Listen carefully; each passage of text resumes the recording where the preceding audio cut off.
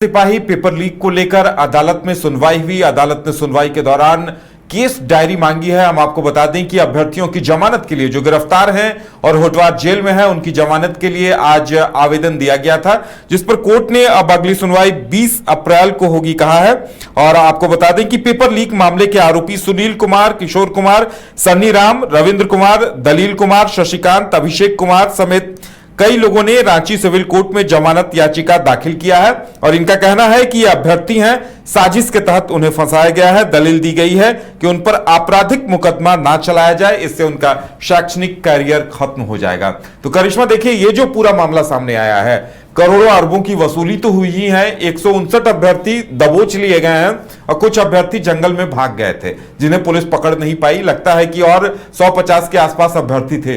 लेकिन अब सबसे बड़ा पेच है कि देखिए, पुलिस एक तो तलाश रही है जो एजेंट थे जिन्होंने वसूली की है, जिन्होंने 1 महीने से तमाड़ के उस भवन को चुना था और वहां कैसे प्रश्न पत्र रटवाए जाएं इसकी व्यवस्था की थी, उनकी तलाश बाकी है। लेकिन जो अभ्यर्थी हैं उनका पूरा शैक्षणिक कैरियर बर्बाद हो जाएगा, क्योंकि अभी तो वो एग्जाम दे ही रहे थे। सरकारी नौकरी की गुंजाइश ही खत्म हो जाएगी अगर उन पर केस फाइल होता है तो। करिश्मा जो देखिए, गिरोह के तरफ से एक साजिश रची गई थी कि किस तरह से इस परीक्षा को प्रभावित किया जाए। देखिए, हद तक तमाम जो प्रक्रिया है, जो गुर्गे के तरफ से या फिर हम कह सकते हैं गिरोह के सदस्यों के तरफ से जो प्रक्रिया चलाई जा रही थी, यानी कि पहले अभ्यर्थियों को उनके घर से बुलाया जाता है, एक जगह उन्हें दिया जाता है कि वहां पर उन्हें एक गाड़ी जो है वो लेने के लिए आएगी और गाड़ी जो है एक स्पॉट पर खड़ा रहता है। वहां पर अभ्यर्थी जो है अलग अलग जगहों से आते हैं और ऐसे में उनका स्पष्ट तौर पर यही कहना था कि उन्हें कहीं ना कहीं साजिश के तहत जो है वो फंसाया जा रहा है। दूसरी ओर आपने देखा कि कई ऐसे अभ्यर्थी हैं जिनका यही कहना है कि वो इस कह सकते हैं इस पूरे मामले में उनकी कोई संलिप्तता नहीं है, उन्हें साजिश के तहत फंसाया गया है।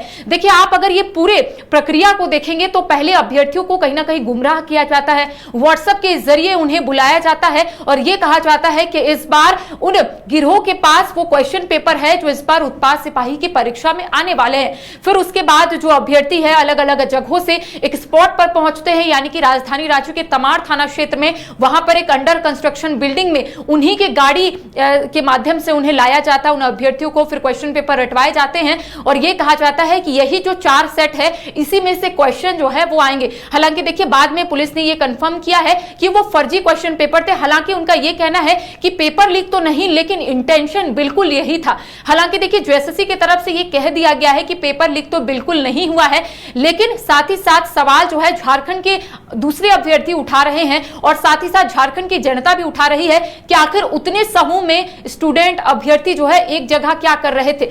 आखिर वो लोग देखिए, इसी मुद्दे पर एक बीजेपी ने एक अहम प्रेस वार्ता की है और बीजेपी ने यह आरोप लगाया है कि भाई तमाड़ थाना प्रभारी कह रहे हैं कि पेपर वहीं से चुराए गए हैं जहां पेपर प्रिंट हुए हैं। और ये एक अहम बात है। देखिए, बीजेपी ये कह रही है कि पेपर, ओरिजिनल पेपर चुराकर बच्चों को दिए गए थे। इस पूरे मामले को छिपाया जा रहा है। सीबीआई जांच की मांग की है और देखिए, बीजेपी ने यह मांग भी रखी है कि जिस एजेंसी को परीक्षा कंडक्ट कराने का ठेका दिया गया था वो बिहार में ब्लैक लिस्टेड है, नाम का खुलासा करे। देखिए, अभी तक कोई नहीं जान रहा कि किस एजेंसी को यह परीक्षा कंडक्ट कराने का ठेका दिया गया था।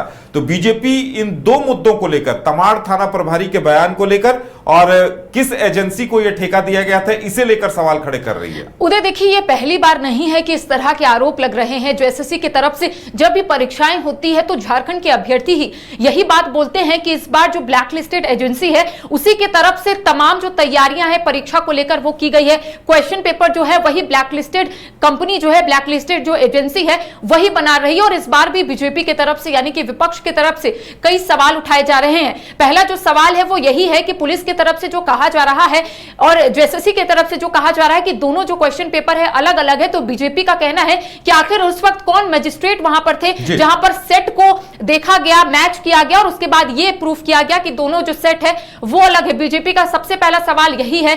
दूसरा सवाल है कि आखिर इस पर सीबीआई जांच क्यों नहीं सरकार कर रही है, आखिर सरकार किसे बचाना चाहती है, यह बीजेपी की तरफ से लगातार सवाल उठ रहे हैं। तीसरा जो सवाल है वो यही है, क्योंकि कई बार आपने देखा कि यही कहा जा रहा है कि जो स्टूडेंट है उन्हें साजिश के तहत ही फंसाया गया है, तो कई सवाल जो है वो विपक्ष की तरफ से उठाए जा रहे हैं और यही कहा जा रहा है कि अभ्यर्थियों को बखूबी से पता था कि उन्हें कहां ले जाया जा रहा है। देखिए, ये पूरा प्लानिंग प्लॉटिंग जो है वो गिरोह के सदस्यों की तरफ से की गई थी और हमने अपने दर्शकों को वो भी तस्वीर दिखाई थी और वो भी तमाम जानकारियां जो है वो पहुंचाने की कोशिश कर रहे थे कि उसमें झारखंड के अभ्यर्थी बहुत कम है, साथ ही साथ बिहार और उत्तर प्रदेश के अभ्यर्थी जो है इसमें शामिल है। चूंकि उस दिन भी तस्वीर जो हम अपने दर्शकों को दिखा रहे थे, लेकिन सवाल जो है उदय एक ही उठ रहा है कि आखिर जो 3-3 लाख एडवांस अभ्यर्थियों की तरफ से लिए गए हैं, आखिर वो अभ्यर्थियों ने कहां से पैसे लाए, कहां से पैसे जुगाड़ किए और उस गिरोह को पैसे दिए, ये लगातार सवाल उठ रहे हैं। हालांकि देखिए, सिर्फ बीजेपी ही नहीं बल्कि जयराम महतो भी इसको लेकर सवाल उठा रहे हैं।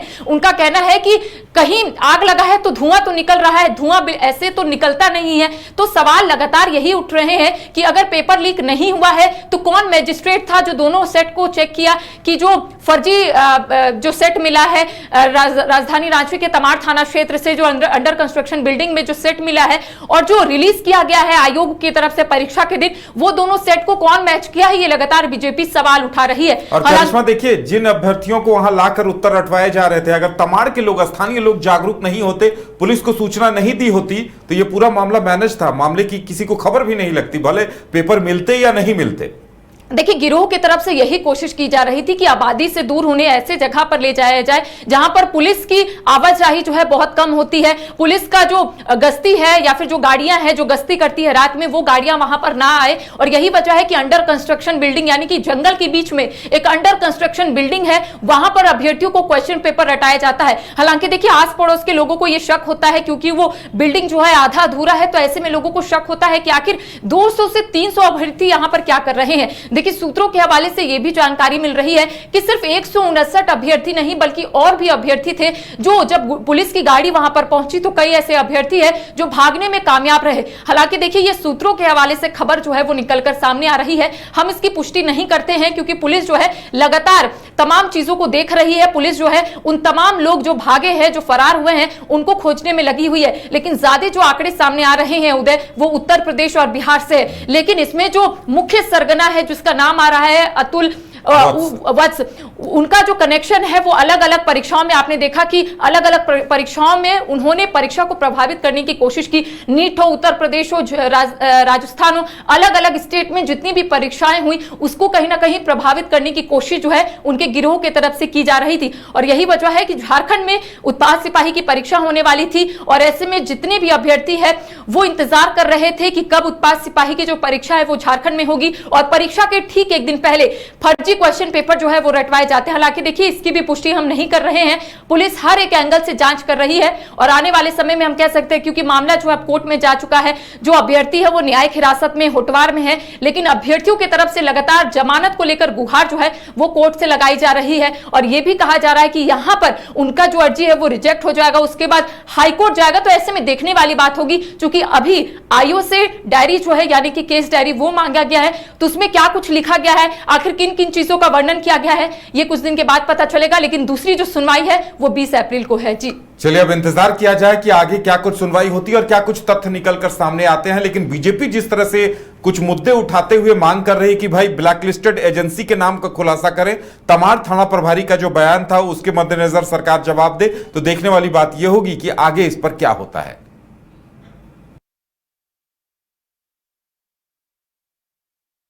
बायोम इंस्टीट्यूट नीट की तैयारी के लिए एक भरोसेमंद नाम। यहाँ अनुभवी फैकल्टी, स्मार्ट क्लासरूम और बेहतरीन टीचिंग मेथड से स्टूडेंट्स को मिलती है मजबूत तैयारी। यहाँ हर स्टूडेंट को मिलता है पर्सनल गाइडेंस और डाउट क्लियरिंग का पूरा सपोर्ट। नीट 2027 और 28 के लिए फेज 1 बैच 9 अप्रैल से शुरू हो रहा है। आज ही बायोम इंस्टीट्यूट से जुड़े और अपने डॉक्टर बनने के सपने को दे सही दिशा। बायोम इंस्टीट्यूट सिर्फ मेडिकल प्रिपरेशन का संस्थान।